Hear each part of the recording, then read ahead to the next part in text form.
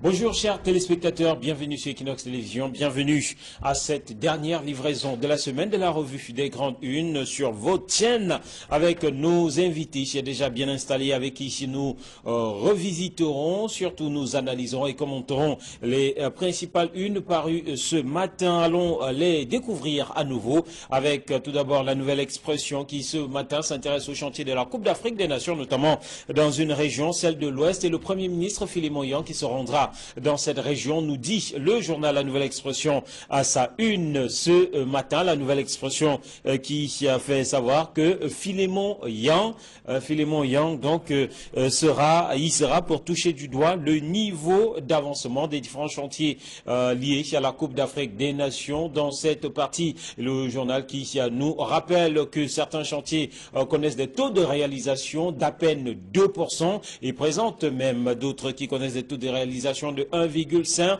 voire 1,6% pour ces chantiers de la Coupe d'Afrique des Nations, ce qui est tout simplement des plus déplorables, constate la Nouvelle Expression, et la cote d'alerte qui est atteinte. Le Premier ministre qui s'y rendra, question de booster quelque peu les différents prestataires. Et après l'Ouest, l'on parle aussi de l'arrivée du Premier ministre du côté de Garoua, toujours dans le cadre de la visite de ces chantiers consacrés à la prochaine Coupe d'Afrique des Nations de football. La Nouvelle Expression qui nous parle aussi ce matin du Nord-Ouest et du Sud-Ouest à sa page 4 et de cette affaire de cannibalisme avec donc cette interrogation du cannibalisme dans la guerre. Cette interrogation en petite une du journal La Nouvelle Expression qui revient sur cette sortie médiatique du ministre de l'administration territoriale Paula Tangandzi qui dans cette sortie a fait savoir que des terroristes et autres ambazoniens consommaient de la chair humaine, un discours un discours irritant selon certains, et l'anthropophagie qui apparaît donc dans ce discours gouvernemental selon La Nouvelle Expression, dans ce discours gouvernemental pendant la guerre que mènent les forces de défense et de sécurité contre les groupes armés des sécessionnistes est une arme à double tranchant, pense savoir la Nouvelle Expression dans cet article proposé ce matin. La Nouvelle Expression qui s'interroge donc, il s'agirait-il là pour Paula Tangandzi d'une technique de diabolisation de l'ennemi ou tout simplement d'un sujet de légitime préoccupation? L'interrogation est là, mais le journal pense que c'est l'impact sur les investisseurs et les partenaires extérieurs du Cameroun. L'impact d'une telle déclaration est tout simplement des plus néfastes sur l'image du Cameroun. Le journal qui ajoute qu'il s'agirait en fait, parlant des images qui circulent sur les réseaux sociaux, des images d'un film nigérian avec des acteurs nigérians et non de véritables sécessionnistes ou non de véritables personnes en zone anglophone qui consommeraient de la chair humaine. Et puis toujours dans les colonnes de La Nouvelle Expression de ce matin, Adoum Garoua qui rebondit, l'ex-ministre des Sports et de l'Éducation physique vient d'être nommé président du conseil de direction de l'Institut national de la jeunesse et des sports après 3 années dans le noir. Le journal de penser que le spectre de l'épervier s'éloigne d'Adoum Garoua, lui qui a plusieurs fois été entendu au tribunal criminel spécial dans le cadre de la gestion des fonds alloués aux compétitions, parmi lesquelles la Coupe du Monde Brésil 2014. Litige foncier, controverse sur un terrain, l'archidiocèse de Douala et en particulier se dispute un terrain du côté de Yupwe à Douala, et l'archidiocèse qui a fait une sortie, Samuel Cléda qui parle dans les colonnes de La Nouvelle Expression fait savoir que ce terrain appartient bel et bien à l'archidiocèse de Douala. On poursuit avec l'œil du Sahel qui ce matin s'intéresse au terminal conteneur de Douala et parle de manœuvre de la shortlist. Manœuvre autour de la shortlist des candidats à la concession. Le journal qui pense savoir que la liste de 4 postulants arrêtés par le port autonome de Douala pourrait tout simplement s'allonger, et dans le détail, en tout cas on cite donc parmi les 10 ayant soumissionné, on cite dans l'ordre établi par le port autonome de Douala, donc le Hutchinson Port Holding HPH, le Port of Singapore Authority, PSA International, et Dubai Ports World, DP World. Voilà donc les Voilà donc la shortlist qui a été présentée et selon le journal, eh bien les deux opérateurs shortlistés, les deux premiers, n'ont jamais opéré en Afrique, notamment Hutchinson Port Holding et Port of Singapore Authority. Voilà donc les détails à lire dans les colonnes du journal L'Œil du Sahel qui revient en fait de société sur le bébé volé du côté de l'hôpital régional de Marois dont avait parlé le journal, et un bébé volé qui a été finalement retrouvé, nous dit le journal, qui parle aussi en mode de Marie-Noël Graobi, nordiste et star mondial du mannequinat. Info Matin s'intéresse au gouvernement et pense que l'on se projette vers un réajustement de l'équipe Lyon 4. Info Matin qui nous fait savoir qu'avant la présidentielle, Paul Biya pourra procéder à un mouvement de petite amplitude qui devrait également voir le départ des miraculés du 2 mars dernier. C'est toujours dans les colonnes de ce journal. La manipulation, la vraie fausse arrestation de Mebengo. Depuis quelques jours, des bruits persistants font état de l'interpellation de l'ex-ministre délégué à la Défense. Après enquête du journal Info Matin, eh bien, il n'en est rien. Ou encore BPC 2018, le lycée d'Aqua, parmi les meilleurs au regard des résultats rendus publics en fin de semaine dernière. Mutation ce matin dans les zones des régions du nord-ouest et du sud-ouest, et nous parle de ce vrai faux scandale de cannibalisme à sa une. Mutation qui fait savoir qu'une vidéo en circulation donne à penser que les sécessionnistes consomment de la chair humaine. Dans une interview, le ministre Paul Atangandi de l'administration territoriale dénonce tout simplement ce fait en présentant, en disant de façon péremptoire qu'il s'agit bel et bien de cannibales. Une enquête révèle une autre version des faits, notamment qu'il s'agit en fait d'un film réalisé sur le cannibalisme avec des acteurs nigérians, à lire dans les colonnes de Mutation. Le quotidien de l'économie, lui, parle ce matin du Cameroun et de la restructuration de sa dette extérieure.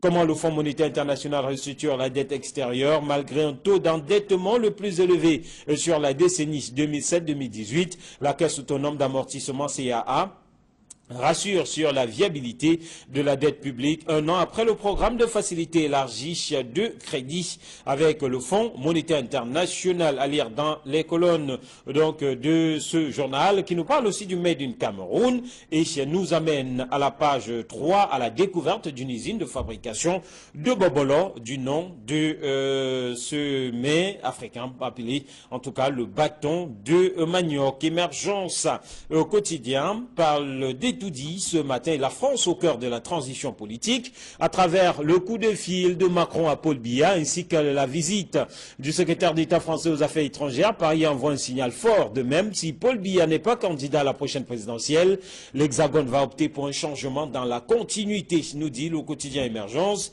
qui s'interroge finalement au bas de ce titre. Mais que peut Paris face à la puissance américaine? Interrogation donc dans les colonnes de ce journal. Et puis le soir, Tri Hebdo qui parle de détournement de fonds à l'Union des populations du Cameroun. La récréation qui est terminée. Le parti historique dirigé par la présidente Abiba Issa met fin à toute l'anarchie, suspend tous les décaissements de fonds auprès des banques, BISEC et SCB, et promet des sanctions pour les militants reconnus tout simplement coupables, nous dit le journal. Et puis le Messager pour sortir, crise anglophone à la une du journal Le Messager. Betty Assomo qui nargue Fobitinda, attendu hier, jeudi 5 juillet, pour répondre aux questions du député du Social Democratic Front. Le ministre délégué à la présidence chargé de la Défense, qu'assistait le secrétaire d'État à la Défense, a tourné en bourrique. C'est contradicteur. Voilà donc pour ces principales unes de ce matin. On retrouve nos invités sur ce plateau. Camille Nelly, bonjour, bon vendredi.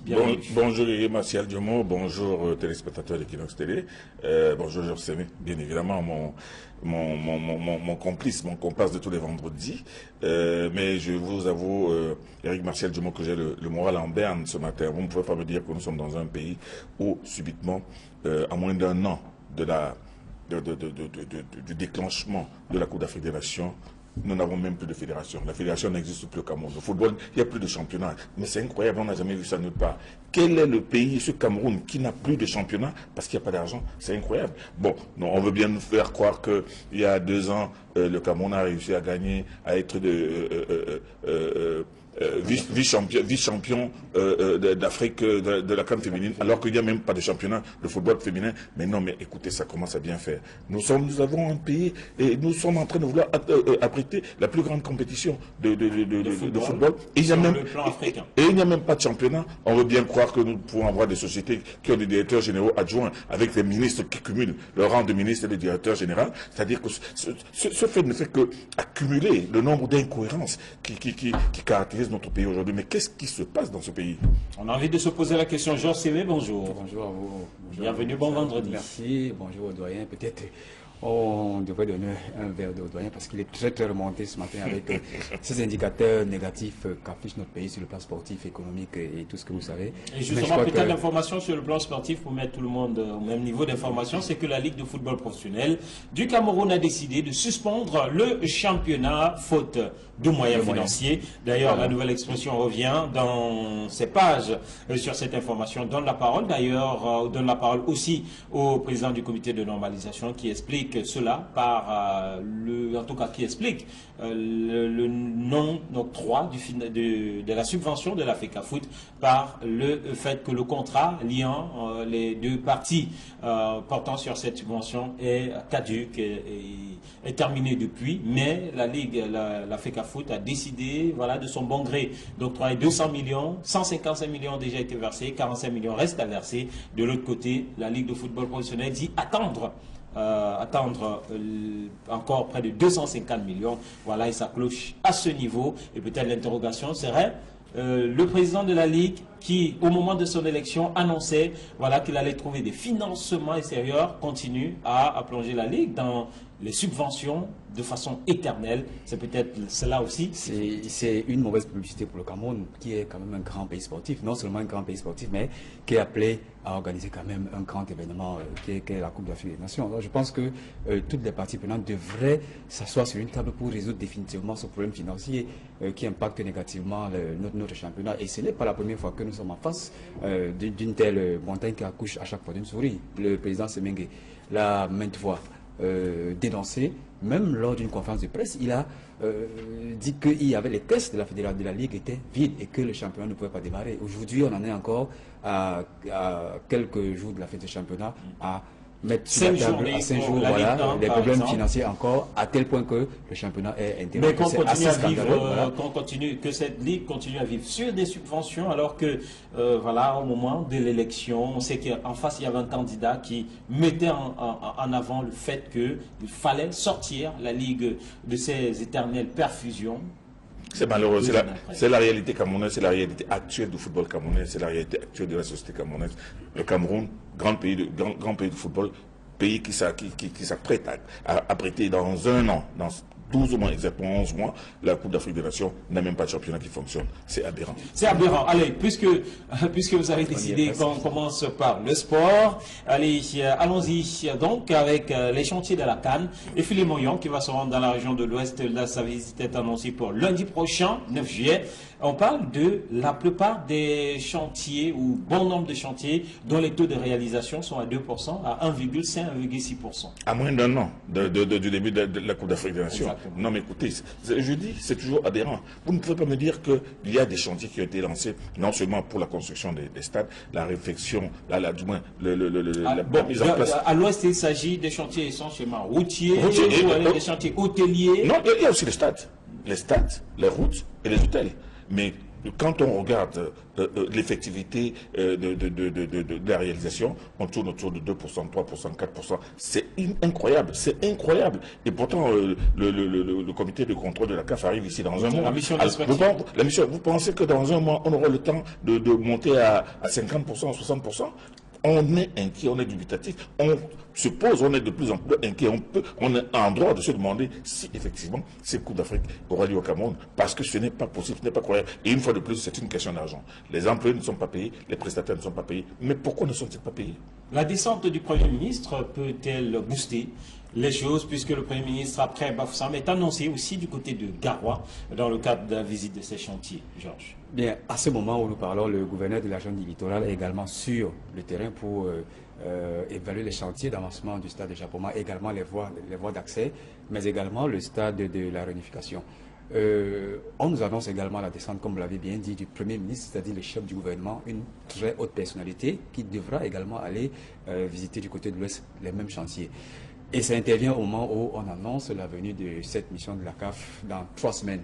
Mais surtout au moment où il y a quand même eu certaines grèves qui ont été notées du côté du chantier d'abord de Yaoundé à Olymbe, ensuite à Garoua, mais également cette difficulté de collaboration qu'il y a entre la banque Exim Bank, le prestataire Yinigun et l'État du Cameroun en ce qui concerne le décaissement des décomptes. Donc je pense que c'est un cocktail assez inquiétant pour notre pays qui est déjà suffisamment en retard en ce qui concerne les délais, mais qui accuse encore sur le taux de réalisation des chantiers d'importants retards. Donc moi je pense que je ne suis pas ceux qui dessine le diable sur le mur, mais tel que c'est parti, avec cette fébrilité organisationnelle, avec cette difficulté de financement, pourquoi ne pas penser à une solution alternative? Parce qu'à 1 mois, à 1 an du démarrage de cette canne, franchement, nous dire que certains chantiers sont à 1% de taux d'exécution, à 2%, c'est une mauvaise publicité pour notre pays et ça ne rassure pas beaucoup ceux qui pensent que le Cameroun serait à la hauteur d'organiser une telle compétition. Il y a des bruits qui courent disant qu'il y aurait peut-être un tour de passe-passe entre la Côte d'Ivoire et le Cameroun pour que la Côte d'Ivoire organise plutôt en 2019 cette canne et que le Cameroun prenne le cap de 2021. Je pense que ce ne serait pas une mauvaise solution pour nous, mais ça nous permettra de mieux appréhender le challenge que nous avons en face de nous. Allez, l'attribution a été faite depuis 2015. 2015, bien évidemment. On avait tout le temps d'engager les marchés, même de prendre même de l'avance sur le calendrier d'exécution des chantiers. Mais malheureusement, nous avons une fois de plus dormi sur nos lauriers. On a fêté pendant plusieurs années le fait que nous avons remporté l'organisation de cet événement et à la dernière minute, on cherche les voies et moyens pour finir ces chantiers. Pourquoi ne pas penser donc à cette alternative entre le Cameroun et la Côte d'Ivoire qui nous donnera plus de temps pour mieux préparer nos chantiers? Et puisque tout semble aller si mal, que pensez-vous de cette une d'Info Matin qui se projette vers un réajustement de l'équipe Yang 4, nous dit Info Matin? Oh non, vous savez, c'est ce gouvernement qui annonce toujours les réaménagements et le journal parle d'un léger liftage que le miraculé de mars dernier pourrait tomber. Non. Je dis que ces histoires-là que l'on balance dans les journaux, ce sont des histoires.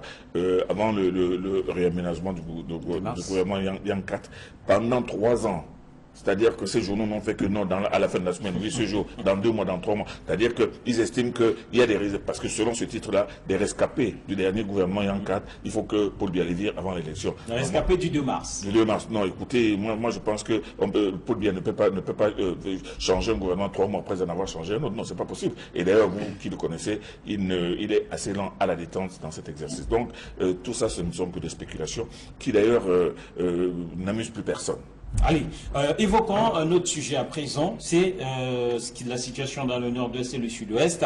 Et à cette annonce du ministre de l'administration territoriale parlant de cannibalisme, lui qui a été péremptoire, et les journaux Mutation et La Nouvelle Expression qui sont allés fouiller dans cette affaire d'anthropophagie pour se rendre compte que des images qui circulaient sur les réseaux sociaux étaient en fait des images d'un film nigérian sur le cannibalisme. Et pourtant, de façon péremptoire, lui, le ministre de l'administration territoriale, a dit que ces sécessionnistes ou ces ambazoniens étaient des cannibales. Quelle image pour le Cameroun? S'interroge ce matin La Nouvelle Expression qui n'y va pas du dos de la cœur pour présenter cela comme une mauvaise publicité pour le Cameroun à l'extérieur. Je sais bien. C'est le côté anecdotique, macabre et communicationnel de la crise anglophone. Anecdotique parce que nous avons maintes fois eu des informations selon lesquelles les ambazoniens, s'il faut les appeler ainsi, étaient des cannibales qui préparaient de la chair humaine de leurs victimes, qui les faisaient cuire à point et les dévoraient. Mais on nous a aussi laissé croire qu'ils portaient des amulettes anti-balles, qui empêchaient toute balle de les pénétrer.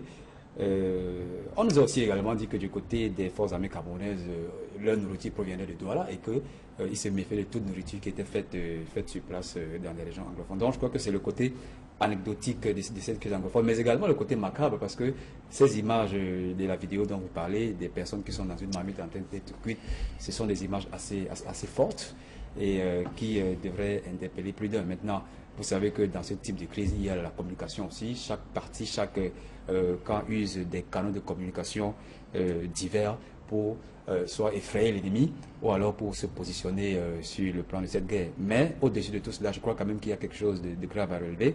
C'est cette posture du ministre Atangandi qui a quand même déclaré dans la chaîne publique d'information, la CRTV, que les ambazonnés, comme il les appelait, étaient des cannibales, sans avoir toutes les preuves. Mais après avoir recoupé cette information, on s'est rendu compte quand même que cette vidéo était une vidéo manipulée et qui venait d'un autre pays et que ces faits se passaient effectivement dans ce pays-là. Donc je crois que c'est une très mauvaise publicité pour notre pays et à ce niveau de responsabilité de l'État, on devrait quand même tourner sa langue au moins 7 fois avant de tenir de tels propos. Mais je mets ça dans un contexte précis, celui de la communication en temps de guerre, mais ça ne dédouane pas du tout M. Atangandi, qui n'est pas à son premier fait maladroit, parce qu'on se souvient quand même que c'était l'un des ponts du régime qui avait dit qu'il n'y avait pas un problème anglophone. Et qui le dit toujours. Et qui le dit toujours. Et vous vous souvenez, ce spectacle spectaculaire où, lors des meetings du RDPC, il est arrivé sur un cheval, s'il vous plaît, sur un cheval. Donc, il a un peu l'habitude de ces coups de théâtre, mais je crois qu'en ce qui concerne la crise anglophone,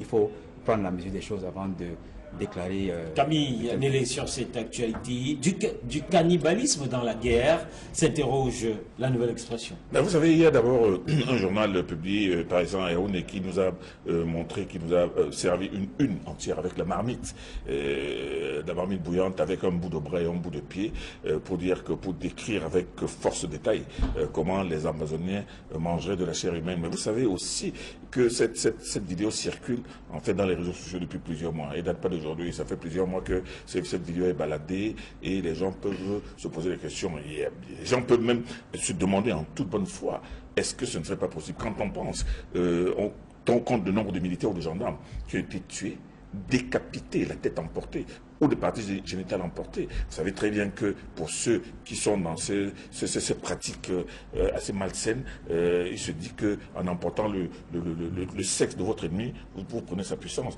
D'autres disent que quand vous prenez la tête d'un ennemi, on ne sait pas ce que ces terroristes ont fait de cette tête qu'ils emportent. Donc, moi, je pense que c'est ça qui a conditionné l'intelligence des uns et des autres à supputer et à estimer qu'effectivement, il peut y avoir du cannibalisme en face. Bon, sur le plan maintenant de la perception extérieure, c'est vrai, on peut se dire que c'est vraiment une mauvaise publicité pour notre pays, où on va se dire que les gens mangent les gens, mais est-ce que ce n'est pas le cas aussi? Est-ce que vous êtes sûr qu'il n'y a pas de ces personnes qui emportent ces textes, qui coupent les sexes, ils ne vont pas les griller ou bien les découper en petits morceaux pour les boire en bouillon? On peut se poser cette question, mais moi je dis tout simplement que là aujourd'hui, les réseaux sociaux... Quand on voit le titre de mutation, le vrai faux scandale du cannibalisme, et quand on voit ce que dit la nouvelle expression du cannibalisme dans la guerre en termes d'interrogation, on comprend que d'une façon ou d'une autre, et que le ministre pour la Tangandi soit mis en avant, on comprend quand même que là on a franchi une ligne rouge. Oui, on a franchi une ligne rouge de tous les côtés. Cette ligne rouge aussi a été franchie, je le dis et je le maintiens toujours, par la presse, qui elle-même s'est abreuvée pendant longtemps de ces images fortes qui paraissent dans les réseaux sociaux. Une certaine presse. Une certaine presse, effectivement, vous faites bien de le dire, une certaine presse qui ne met pas les gants pour, effectivement, servir de l'horreur grandeur nature à ses lecteurs. Mais il faut dire que, c'est vrai, les cannibales au Cameroun, c'est un peu gros, mais seulement, ce n'est peut-être pas totalement faux. En tout cas, c'est un peu gros, les journaux, ces journaux semblent dire que c'est faux. En tout cas, on regarde, s'il faut s'appuyer sur les images qui ont circulé sur les réseaux sociaux, il ne s'agit en rien, selon ces journaux, du Cameroun ou des Camerounais dans cette affaire, d'où ces différents titres. Alors, on poursuit avec Émergence qui parle ce matin d'alternance et la France au cœur de la transition avec cette interrogation au bas de la une. Que peut la France face à la puissance américaine? Une bonne interrogation pour vous, Georges Semet. Oui, vous savez que nos confrères d'émergence sont habitués le vendredi à un débat où on fait intervenir 12 experts sur une question précise. Et cette fois-ci, ils ont choisi la question de la transition où la France pourrait, en s'interrogeant sur quel est le rôle que la France pourrait jouer dans cette transition. Vous savez que ça prend son point de départ avec la sortie en mai dernier de l'ambassadeur américain au Cameroun qui, au sorti d'une interview d'un entretien avec le président de la République, a eu des propos qui ont un peu énervé le gouvernement camerounais. Mais après, il a quitté le Cameroun pour des congés, il est revenu, mais revenu très enjoué, mais avec le même tempérament. Et le même tempérament s'est traduit le 7 juillet dernier lors de la célébration de la fête de l'indépendance, le 4 juillet, l'indépendance des États-Unis, où il a réitéré que les États-Unis maintenaient leur position en ce qui concerne la politique intérieure au Cameroun.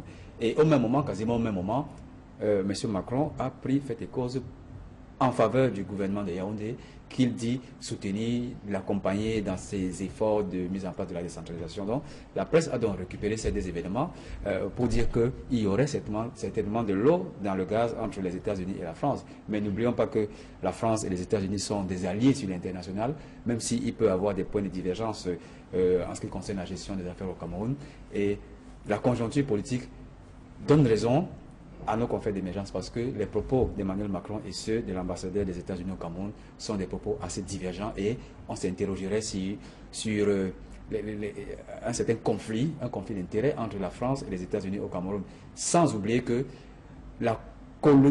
l'État même qui a colonisé les régions anglophones ne s'est pas encore prononcé, c'est la Grande-Bretagne. On ne saurait comprendre pourquoi les Américains s'intéressent autant au Cameroun, alors que la France même devrait le faire parce qu'elle a colonisé à une certaine époque le Cameroun. Donc, je crois que c'est un sujet intéressant qui a été abordé par nos confrères. Mais maintenant, chacun pourra se faire sa petite idée sur la question. Et dans le débat sur l'alternance qui se poursuit, la France au cœur de la transition politique au Cameroun, nous dit Émergence ce matin. Non, pour moi, c'est un débat qui relève du sexe des anges. Hein. Les anges sont-ils hommes ou femmes? Ils sont tellement beaux, ils portent tellement de robes qu'on peut se demander s'ils sont hommes ou femmes ou hommes et femmes.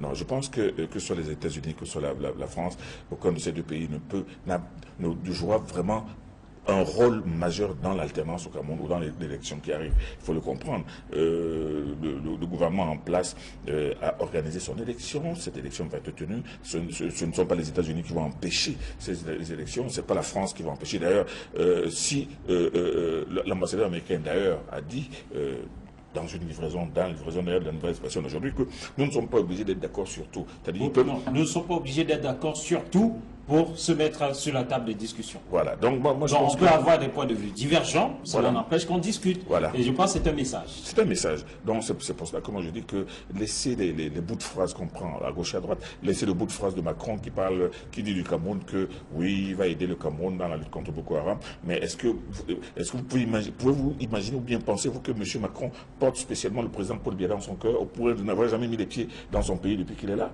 Moi, je ne sais pas. Bon, maintenant, si du bout des lèvres, il dit que je vais venir, je soutiens le Cameroun contre le terrorisme, j'encourage le Cameroun, oui, c'est une bonne chose. De même, les États-Unis qui voient, les États-Unis qui m'ont envoyé des Marines au nord, des militaires américains qui sont là. Ces deux pays sont là pour aider le Cameroun, mais est-ce que vous pensez qu'ils acceptent forcément le choix du chef de l'État de se maintenir ou bien d'organiser une élection à laquelle il est candidat et pour laquelle il va remplir pendant 7 ans? Donc le débat, moi je dis, le débat n'est pas à ce niveau-là. Il appartient aux Camerounais, au gouvernement camerounais de voir l'opportunité, de voir comment se dessine la transition. C'est pour cela que le petit bout de phrase de l'ambassadeur américain quand il sortait d'étudier en disant que j'ai demandé au président de penser à son héritage. Ça a ouvert la controverse, mais l'héritage, ça ne veut pas dire que sort maintenant. Il dit, bon, l'héritage, c'est ce que tu vas laisser. Qu'est-ce que tu penses vouloir laisser? Je ne pense donc pas que c'était une si mauvaise question que cela. Cependant, aujourd'hui, que les gens estiment que les États-Unis ou la France, l'un de ces deux pays ou les deux pays, peut avoir une influence sur la transition, ou sur l'élection qui arrive. Non, moi je pense que le débat, il faut déplacer le débat. Ali, absolument. Et puis on va sortir avec cette information qui est revenue sur quelques journaux. La vraie fausse arrestation de Mebengo, nous dit par exemple Info Matin. Ce qui est curieux, c'est que, je commence avec vous, Kaminele, c'est que l'on continue à supputer, autant de mois après sa sortie du gouvernement, l'on continue à supputer sur l'éventualité d'une interpellation d'Edgar Mebengo, que les journaux, certains journaux continuent à l'annoncer comme étant proche de l'interpellation, ayant même été arrêté, mais qu'au finish, voilà, la conclusion reste très souvent la même, il est libre. Il est libre, mais moi je dois dire, et là nous sommes d'accord sur ce point, une certaine presse, surtout celle paraissant à Yaoundé, parce que certainement plus proche de Mebengo, n'arrête pas depuis sa sortie du gouvernement d'annoncer son arrestation, de se demander encore, il y en a même qui a demandé pourquoi Mebengo est-il encore libre. C'est-à-dire que c'est une véritable cabaye, un tir groupé sur cette personnalité qui a occupé de très hauts postes dans ce gouvernement, 18 ans durant. 18 ans durant, tout le monde connaît son parcours. Il a été directeur du cabinet civil, délégué général de la Sûreté nationale, ministre de la Défense, ministre des Transports. Moi, je pense qu'un cursus aussi élogieux, on ne peut pas le bailler du nom ou estimer que c'est une simple créature. Bon, maintenant, quand on va au-delà de cette annonce, justement, d'Info Matin qui annonce aujourd'hui qu'ils ont fait une enquête, il n'en est rien. Monsieur Mebengo n'a pas été convoqué, il n'a aucun déboire judiciaire, il n'a aucune convocation. Maintenant, quand on regarde un autre journal que nous n'avons pas reçu ce matin, mais qui lui annonce à grand fracas sur 5 colonnes à l'une que Mebengo va bientôt être arrêté parce qu'il est poursuivi par ses frasques. Alors ce journal, qu'est-ce qu'il dit? Il dit ni plus ni moins que c'est M. Mebengo qui finançait Ayoub Tabé et qu'aujourd'hui on est au courant et que Ayoub Tabé, après son arrestation, a demandé à parler au chef de l'État et que le chef de l'État l'a reçu secrètement et c'est à ce chef d'État qu'il a dit que c'est Mebengo qui le finançait. Alors quand vous entendez des grossièretés de cette nature, vous voyez M. Paul Biya en train de recevoir Ayoub Tabé a été dit ou bien M. Biya a été au CED. Vraiment c'est vraiment stupide et tout simplement hilarant. C'est tellement grossier, c'est tellement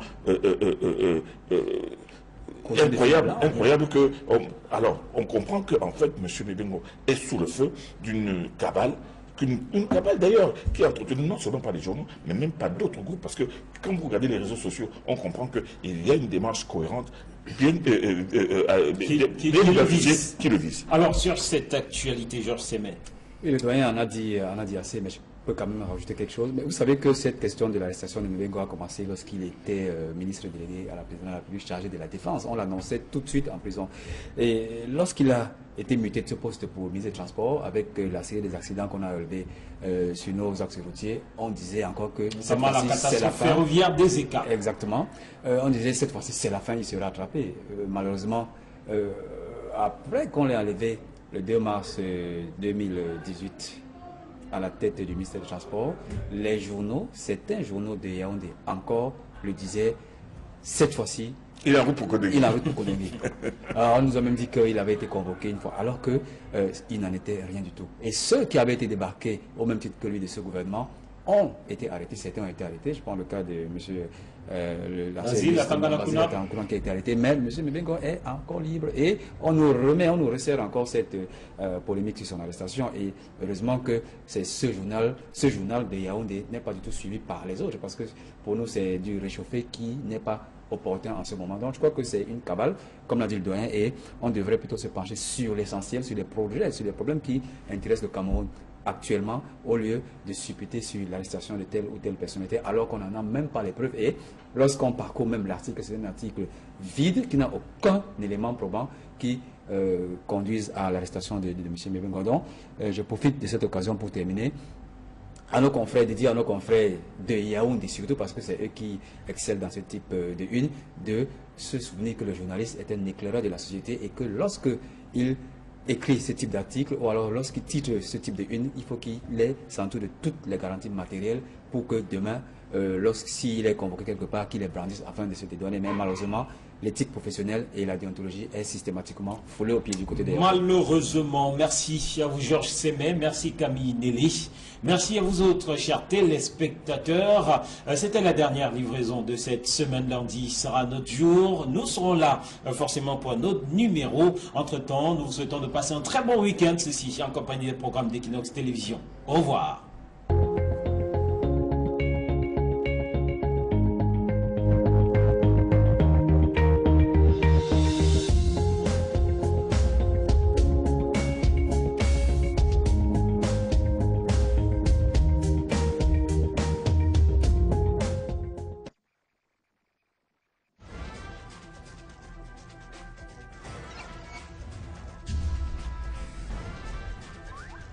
Ce terrain appartient bel et bien à l'archidiocèse de Douala.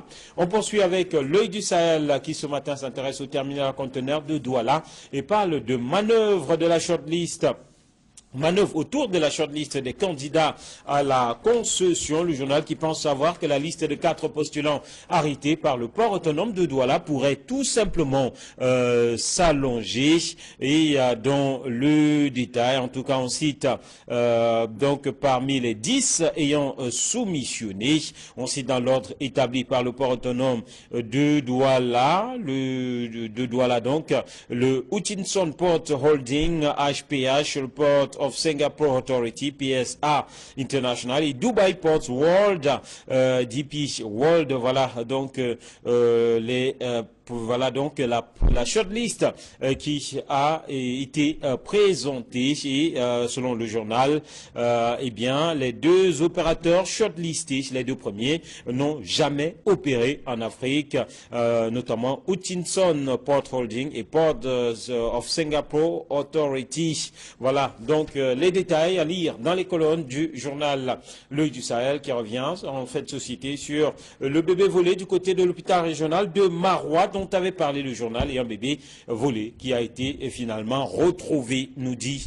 le journal, qui parle aussi en mode de Marie-Noël Graoubé, nordiste et star mondial du mannequinat. Info Matin s'intéresse au gouvernement et pense que l'on se projette vers un réajustement de l'équipe Yan 4. Info Matin qui nous fait savoir qu'avant la présidentielle, Paul Biya pourra procéder à un mouvement de petite amplitude qui devrait également voir le départ des miraculés du 2 mars dernier. C'est toujours dans les colonnes de ce journal. La manipulation, la vraie fausse arrestation de Mebengo. Depuis quelques jours, des bruits persistants font état de l'interpellation de l'ex-ministre délégué à la Défense. Après enquête du journal Info Matin, eh bien, il n'en est rien. Ou encore BPC 2018, le lycée d'Aqua, parmi les meilleurs au regard des résultats rendus publics en fin de semaine dernière. Mutation ce matin dans les zones des régions du nord-ouest et du sud-ouest, et nous parle de ce vrai faux scandale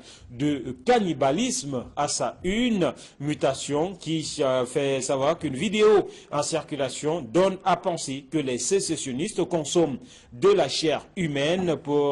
Dans une interview, le ministre Paul Atangandi de l'administration territoriale dénonce tout simplement ce fait en présentant, en disant de façon péremptoire qu'il s'agit bel et bien de cannibales. Une enquête révèle une autre version des faits, notamment qu'il s'agit en fait d'un film réalisé sur le cannibalisme avec des acteurs nigérians, à lire dans les colonnes de Mutation. Le quotidien de l'économie, lui, parle ce matin du Cameroun et de la restructuration de sa dette extérieure.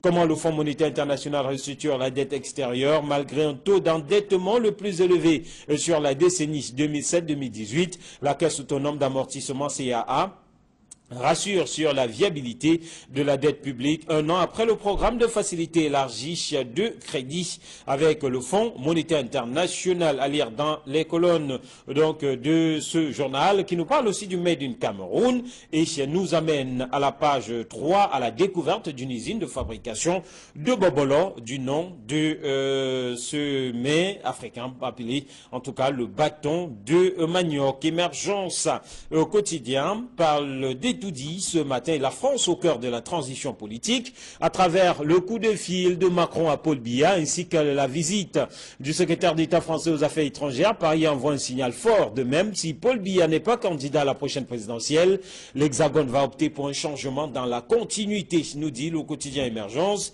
qui s'interroge finalement au bas de ce titre. Mais que peut Paris face à la puissance américaine? Interrogation donc dans les colonnes de ce journal. Et puis le soir, Tri Hebdo qui parle de détournement de fonds à l'Union des populations du Cameroun. La récréation qui est terminée. Le parti historique dirigé par la présidente Abiba Issa met fin à toute l'anarchie, suspend tous les décaissements de fonds auprès des banques, BISEC et SCB et promet des sanctions pour les militants reconnus tout simplement coupables, nous dit le journal. Et puis le Messager pour sortir, crise anglophone à la une du journal Le Messager. Betty Assomo qui nargue Fobitinda, attendu hier jeudi 5 juillet pour répondre aux questions du député du Social Democratic Front. Le ministre délégué à la présidence chargé de la défense, qu'assistait le secrétaire d'État à la défense, a tourné en bourrique. C'est contradicteur. Voilà donc pour ces principales unes de ce matin. On retrouve nos invités sur ce plateau. Camille Nélé, bonjour, bon vendredi, bienvenue. Bonjour Martial Diomo, bonjour téléspectateurs d'Equinox Télé, bonjour Georges Sémé, bien évidemment mon complice, mon comparse de tous les vendredis, mais je vous avoue, Eric Martial Diomo, que j'ai le moral en berne ce matin. Vous ne pouvez pas me dire que nous sommes dans un pays où subitement, à moins d'un an du déclenchement de la Coupe d'Afrique des Nations, nous n'avons même plus de fédération. La fédération n'existe plus au Cameroun. Le football, il n'y a plus de championnat. Mais c'est incroyable, on n'a jamais vu ça nulle part. Quel est le pays, ce Cameroun, qui n'a plus de championnat parce qu'il n'y a pas d'argent? C'est incroyable. Bon, non, on veut bien nous faire croire qu'il y a 2 ans, le Cameroun a réussi à gagner, à être vice-champion d'Afrique de la CAN féminine, alors qu'il n'y a même pas de championnat de football féminin. Mais non, mais écoutez, ça commence à bien faire. Nous avons un pays et nous sommes en train de vouloir abriter la plus grande compétition de football. Et il n'y a même pas de championnat. On veut bien croire que nous pouvons avoir des sociétés qui ont des directeurs généraux adjoints avec des ministres qui cumulent le rang de ministre et de directeur général. C'est-à-dire que ce fait ne fait que accumuler le nombre d'incohérences qui caractérisent notre pays aujourd'hui. Mais qu'est-ce qui se passe dans ce pays? On a envie de se poser la question. Georges Sémé, bonjour. Bonjour à vous. Bonjour. Bienvenue, bon vendredi. Merci, bonjour au doyen. Peut-être on devrait donner un verre d'eau au doyen parce qu'il est très remonté ce matin avec ces indicateurs négatifs qu'affiche notre pays sur le plan sportif, économique et tout ce que vous savez. Et justement, peut-être l'information sur le plan sportif pour mettre tout le monde au même niveau d'information, c'est que la Ligue de football professionnel du Cameroun a décidé de suspendre le championnat faute de moyens financiers. D'ailleurs, la nouvelle expression revient dans ces pages sur cette information. Donne la parole d'ailleurs, donne la parole aussi au président du comité de normalisation qui explique cela par en tout cas qui explique le non-octroi de la subvention de la FECAFOOT par le fait que le contrat liant les deux parties portant sur cette subvention est caduque et est terminé depuis, mais la Ligue, la FECAFOOT a décidé, voilà, de son bon gré d'octroyer 200 millions, 155 millions ont déjà été versés, 45 millions restent à verser. De l'autre côté, la Ligue de football professionnel dit attendre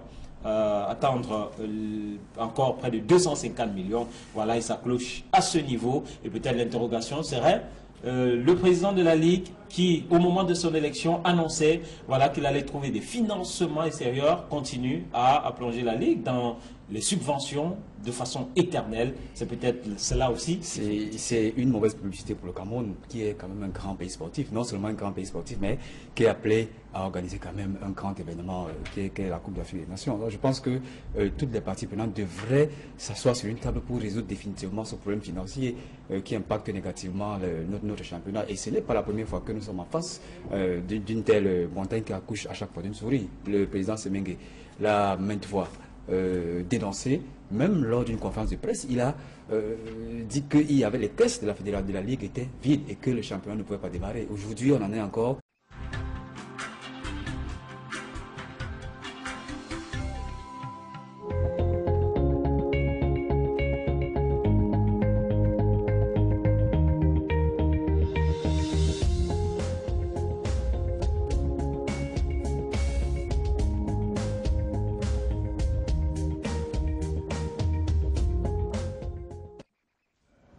Bonjour chers téléspectateurs, bienvenue sur Equinox Télévision, bienvenue à cette dernière livraison de la semaine de la revue des grandes unes sur votre chaîne avec nos invités. J'ai déjà bien installé avec qui nous revisiterons, surtout nous analyserons et commenterons les principales unes parues ce matin. Allons les découvrir à nouveau avec tout d'abord la nouvelle expression qui ce matin s'intéresse au chantier de la Coupe d'Afrique des Nations, notamment dans une région, celle de l'Ouest, et le Premier ministre Philémon Yang qui se rendra dans cette région, nous dit le journal La Nouvelle Expression à sa une ce matin. La Nouvelle Expression qui a fait savoir que Philémon Yang donc sera pour toucher du doigt le niveau d'avancement des différents chantiers liés à la Coupe d'Afrique des Nations. Dans cette partie, le journal qui nous rappelle que certains chantiers connaissent des taux de réalisation d'à peine 2% et présente même d'autres qui connaissent des taux de réalisation de 1,5 voire 1,6% pour ces chantiers de la Coupe d'Afrique des Nations, ce qui est tout simplement des plus déplorables, constate la Nouvelle Expression, et la cote d'alerte qui est atteinte. Le Premier ministre qui s'y rendra, question de booster quelque peu les différents prestataires. Et après l'Ouest, l'on parle aussi de l'arrivée du Premier ministre du côté de Garoua, toujours dans le cadre de la visite de ces chantiers consacrés à la prochaine Coupe d'Afrique des Nations de football. La Nouvelle Expression qui nous parle aussi ce matin du Nord-Ouest et du Sud-Ouest à sa page 4 et de cette affaire de cannibalisme avec donc cette interrogation du cannibalisme dans la guerre.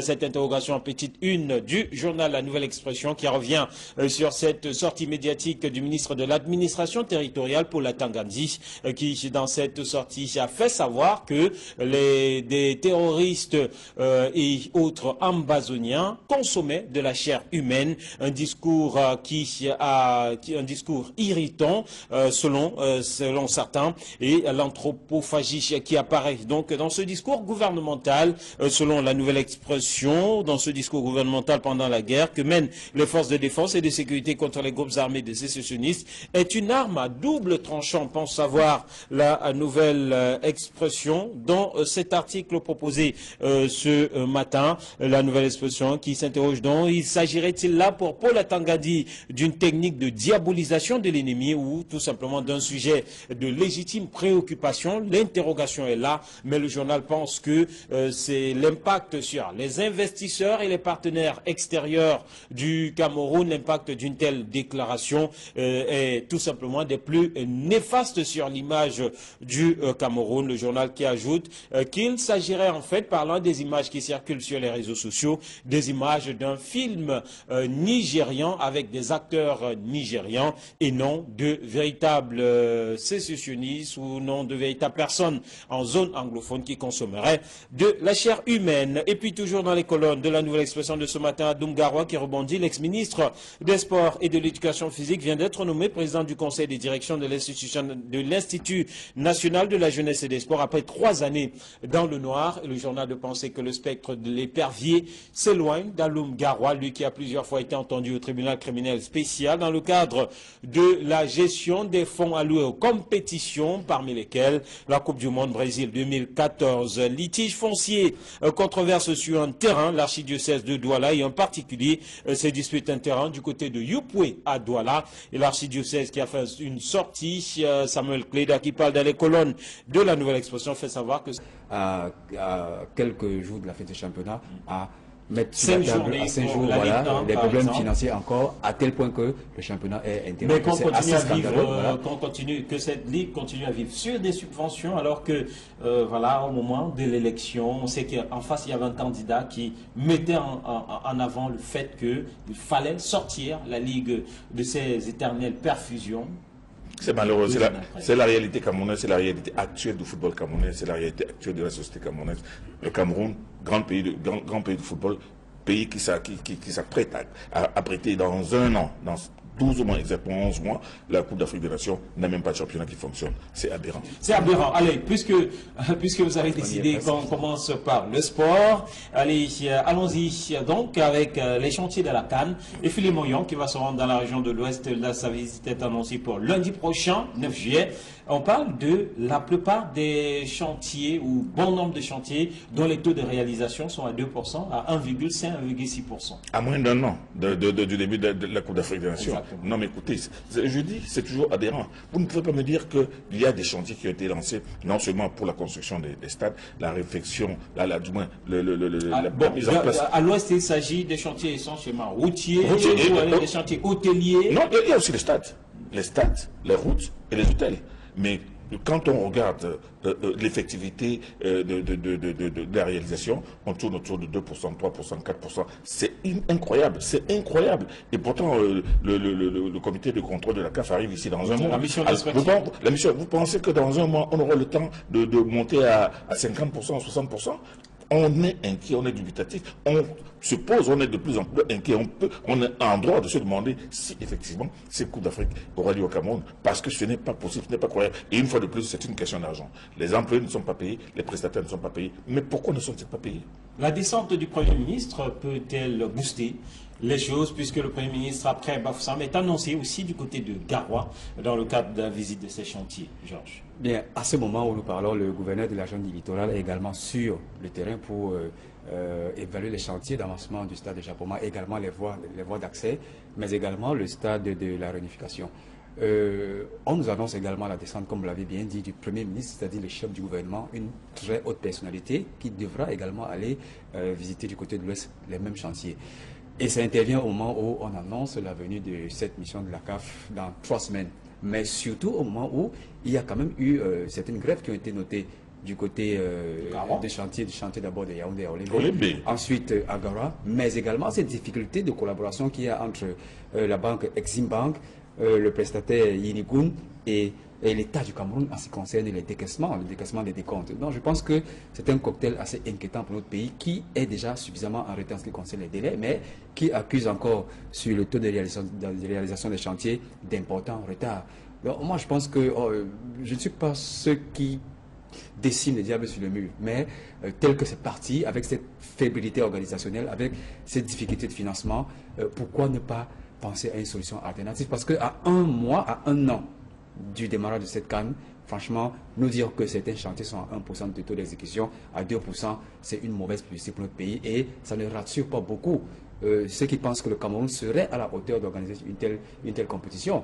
Il y a des bruits qui courent disant qu'il y aurait peut-être un tour de passe-passe entre la Côte d'Ivoire et le Cameroun pour que la Côte d'Ivoire organise plutôt en 2019 cette CAN et que le Cameroun prenne le cap de 2021. Je pense que ce ne serait pas une mauvaise solution pour nous, mais ça nous permettra de mieux appréhender le challenge que nous avons en face de nous. Allez, pourtant, l'attribution a été faite depuis 2015. 2015, bien évidemment. On avait tout le temps d'engager les marchés, même de prendre même de l'avance sur le calendrier d'exécution des chantiers. Mais malheureusement, nous avons une fois de plus dormi sur nos lauriers. On a fêté pendant plusieurs années le fait que nous avons remporté l'organisation de cet événement. Et à la dernière minute, on cherche les voies et moyens pour finir ces chantiers. Pourquoi ne pas penser donc à cette alternative entre le Cameroun et la Côte d'Ivoire qui nous donnera plus de temps pour mieux préparer nos chantiers? Et puisque tout semble aller si mal, que pensez-vous de cette une d'Info Matin qui se projette vers un réajustement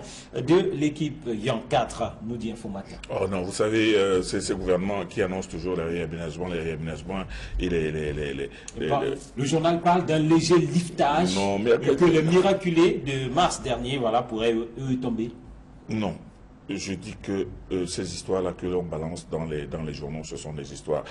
Avant le réaménagement du gouvernement Yang 4, pendant 3 ans, c'est-à-dire que ces journaux n'ont fait que non à la fin de la semaine, oui, ce jour, dans 2 mois, dans 3 mois. C'est-à-dire qu'ils estiment qu'il y a des risques, parce que selon ce titre-là, des rescapés du dernier gouvernement Yang 4, il faut que Paul Biya les vire avant l'élection. Les rescapés du 2 mars. Du 2 mars. Non, écoutez, moi je pense que Paul Biya ne peut pas changer un gouvernement 3 mois après en avoir changé un autre. Non, c'est pas possible. Et d'ailleurs, vous qui le connaissez, il est assez lent à la détente dans cet exercice. Donc, tout ça, ce ne sont que des spéculations qui d'ailleurs n'amusent plus personne. Allez, évoquons un autre sujet à présent, c'est la situation dans le nord-ouest et le sud-ouest. Et à cette annonce du ministre de l'administration territoriale parlant de cannibalisme, lui qui a été péremptoire, et les journaux Mutation et La Nouvelle Expression qui sont allés fouiller dans cette affaire d'anthropophagie pour se rendre compte que des images qui circulaient sur les réseaux sociaux étaient en fait des images d'un film nigérian sur le cannibalisme. Et pourtant, de façon péremptoire, lui, le ministre de l'administration territoriale, a dit que ces sécessionnistes ou ces ambazoniens étaient des cannibales. Quelle image pour le Cameroun, s'interroge ce matin La Nouvelle Expression qui n'y va pas du dos de la cuillère pour présenter cela comme une mauvaise publicité pour le Cameroun à l'extérieur. Je sais bien. C'est le côté anecdotique, macabre et communicationnel de la crise anglophone.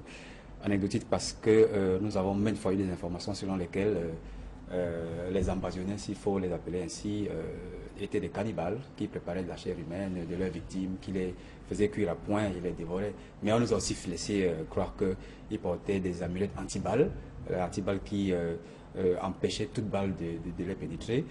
On nous a aussi également dit que du côté des forces armées camerounaises, leur nourriture provenait de Douala et qu'ils se méfiaient de toute nourriture qui était faite sur place dans les régions anglophones. Donc je crois que c'est le côté anecdotique de cette crise anglophone, mais également le côté macabre parce que ces images de la vidéo dont vous parlez, des personnes qui sont dans une marmite en train d'être cuites, ce sont des images assez fortes et qui devraient interpeller plus d'un. Maintenant, vous savez que dans ce type de crise, il y a la communication aussi. Chaque parti, chaque camp use des canaux de communication divers pour soit effrayer l'ennemi ou alors pour se positionner sur le plan de cette guerre. Mais au-dessus de tout cela, je crois quand même qu'il y a quelque chose de grave à relever. C'est cette posture du ministre Atangandi qui a quand même déclaré dans la chaîne publique d'information, la CRTV, que les ambazoniens, comme il les appelait, étaient des cannibales, sans avoir toutes les preuves. Mais après avoir recoupé cette information, on s'est rendu compte quand même que cette vidéo était une vidéo manipulée et qui venait d'un autre pays et que ces faits se passaient effectivement dans ce pays-là. Donc je crois que c'est une très mauvaise publicité pour notre pays et à ce niveau de responsabilité de l'État, on devrait quand même tourner sa langue au moins 7 fois avant de tenir de tels propos. Mais je mets ça dans un contexte précis, celui de la communication en temps de guerre. Mais ça ne dédouane pas du tout M. Atangandi, qui n'est pas à son premier fait maladroit, parce qu'on se souvient quand même que c'était l'un des ponts du régime qui avait dit qu'il n'y avait pas un problème anglophone. Et qui le dit toujours. Et qui le dit toujours. Et vous vous souvenez, ce spectacle spectaculaire où, lors des meetings du RDPC, il est arrivé sur un